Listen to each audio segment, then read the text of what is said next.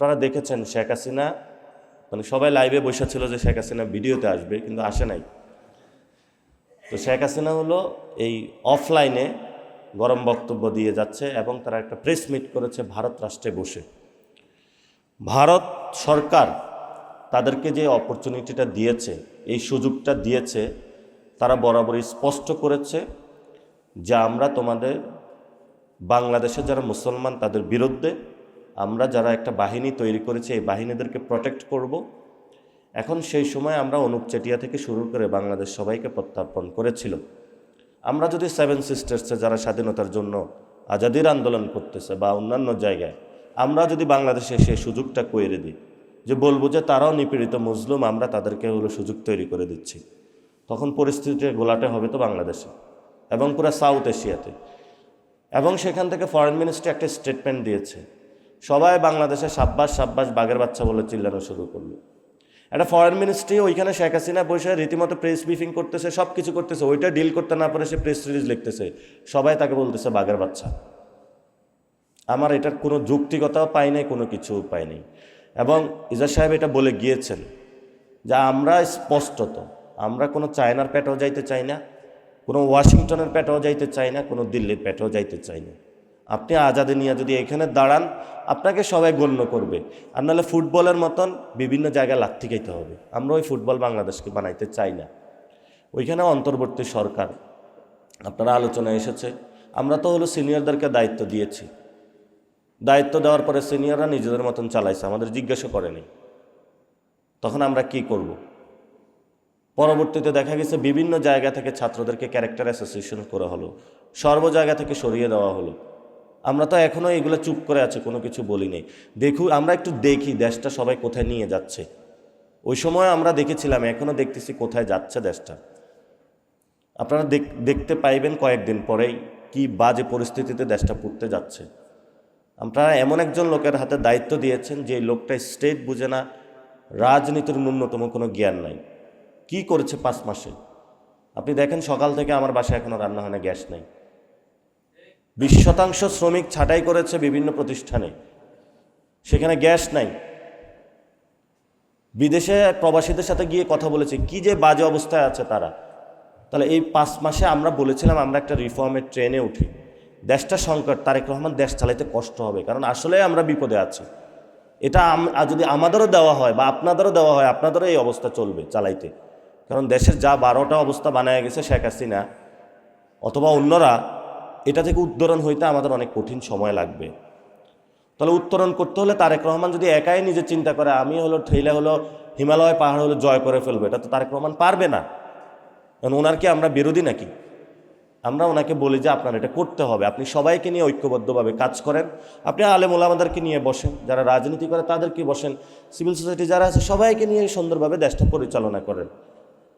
কিন্তু কেউ যদি অহংকারী মনোভাব হয়ে চিন্তা করে আমি একাই সব করব, আমি একাই হলো পুরো বিশ্ব শাসন করব, একাই সব কিছু করব, তাহলে সমাজে অন্য মানুষ তার এক্সিস্ট করার দরকার নাই। আমরা আশা করব যে আমরা আপনাদের সন্তান, আপনারা আমাদের শিক্ষক, আমরা আপনাদের সন্তান, শিক্ষক হয়ে এখনও আপনাদের শিক্ষালয়ে যেতে আগ্রহী, আপনাদের থেকে শিক্ষা নিতে আগ্রহী। আপনারা যেভাবে বলবেন আমরা এখনও চলব। আমরা বারবার হলো আপনাদের কাছে গিয়েছি, এখনও যেতে চাই এবং আমরা ভবিষ্যতে আপনাদের উপদেশ নিয়েই চলব। কারণ আমরা বাংলাদেশে চাই, আমরা এখনও শিখতেছি। আপনাদের লাইফের যে এক্সপিরিয়েন্স, আপনাদের লাইফের যে জেল জীবন, এটা আমাদের উপরে আসে নাই এখনও। অনেক জীবনের কত উত্থান পতন দেখে আপনারা এই জায়গায় এসেছেন, অনেক শাসন দেখেছেন আপনারা। ফলত আপনারা আমাদেরকে উপদেশ দিবেন, আমাদের যে রক্তটা আছে এটা আপনারা ব্যবহার করেন, আমাদের যে শক্তিটা আছে গায়ে এটা আপনাকে ব্যবহার করেন। আপনার জায়গায় আমাদের সেই বুদ্ধিটা এখনও নাই। এই জন্য আমরা আস্তে আস্তে একটু চলার চেষ্টা করি, কোন জমে ঠাস করে হলে পড়ে যাই। বাচ্চা যদি জোরে দৌড় দেয় তাহলে তো প্রবলেম। তবে সবাই আমাদেরকে একটু বাচ্চা মনে করলো, আমরা স্টেটটা খুব কাছ থেকে দেখার সুযোগ পেয়েছি। সেই জায়গা থেকে যেটা বলবো, বাংলাদেশের স্টেট যেটা আছে এটা একটা ভঙ্গুর স্টেট। বাংলাদেশ রাষ্ট্র যতটুকু সীমানা পেয়েছে, এই সীমানা দিয়ে আপনি একটা শক্তিশালী রাষ্ট্র গড়তে পারবেন না।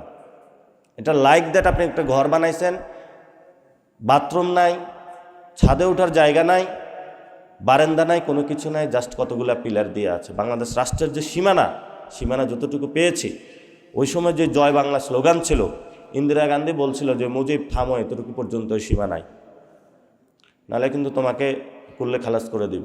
মুজিব সেখানে হলো পদানত হয়ে গেছে, সিজদা দিয়ে দিছে।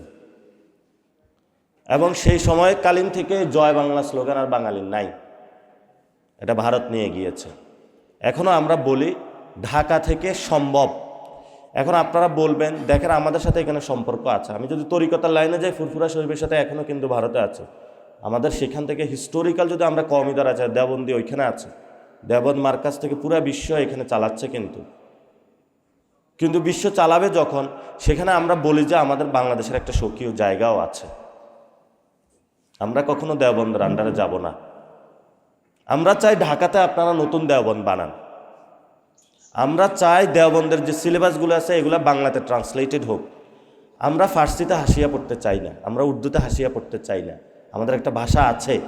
আবু তাহের মিসবাহ সাহেব এই কাজটা শুরু করেছিলেন, আশা করি সবাই শুরু করবে। কিন্তু বলা হয় আমরা যদি প্রায়োরিটি দিই, সেখানে লোগাতুল আরবিয়াকে প্রায়োরিটি দিব। যেহেতু এটা আল্লাহর নির্দেশনা আছে, তুমি কোরআন বুঝো আরবিতে। আমি কোরআন বুঝতে উর্দুতে যাব না, ফার্সিতেও যাব না। আপনারা বাংলাতে এগুলো নিয়ে আসেন, যেহেতু আমরা এখানে বাংলায় কথা বলি। আর না হলে আরবিতে আছে, সে আরবি ভাষা শিখতে হবে। কারণ তারা ওই জায়গাটা যদি আমাদের সেই স্পেসটা দিত, তারা স্পেসটাই দেয় না আমাদের। সব কিছু এখানে ধ্বংস করার চেষ্টা চালাইছে। আমরা আশা করব যে এই জায়গায় সক্ষমতা আপনাদের আছে।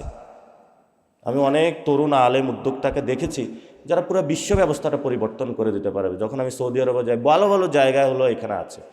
আপনার জাস্ট কওমি মাদ্রাসা যারা আছে সৌদি আরবে, যদি তাদের সেই লিঙ্ক আপটা করে দেওয়া হয়, পুরো বাংলাদেশের অর্থনৈতিক ব্যবস্থা পরিবর্তন হয়ে যাবে। ওইখানে বাংলাদেশি যারা যায় আরবি কোনো শব্দই বলতে পারে না, অথচ কওমিতে যারা পড়াশোনা করে শুরু থেকে একটা হলো আরবি বলতে পারে। তো এই লিঙ্কিংটা কেন হয় নাই?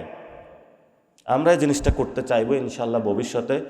লোগাতুল মার্কাজুল আরবিয়াগুলা কিভাবে ব্রিটিশ কাউন্সিল যেভাবে আরবি শেখায়, আমরা সেগুলো হলো ট্রেনিং সেন্টার সৃষ্টি করে এই জায়গাটা হলো শক্তিশালী করার চেষ্টা করব। আমাদের প্রতি আপনাদের অনেক ক্ষোভ থাকতে পারে, আমাদের প্রতি আপনাদের অনেক কমপ্লেইন থাকতে পারে, কিন্তু আমরা জানি সব কিছুর উপরে আপনারা সবচেয়ে বেশি আমাদেরকে ভালোবাসেন। ভালোবাসার জায়গাতে কোনো কমতি নাই। মহব্বত করে বলে আমাদেরকে এই কথাগুলো বলেন। তাহলে এই মহব্বতগুলো আমরা একটু নিতে চাই হজরত। ইনশাআল্লাহ একসাথে ভবিষ্যতে একসাথে কাজ করব।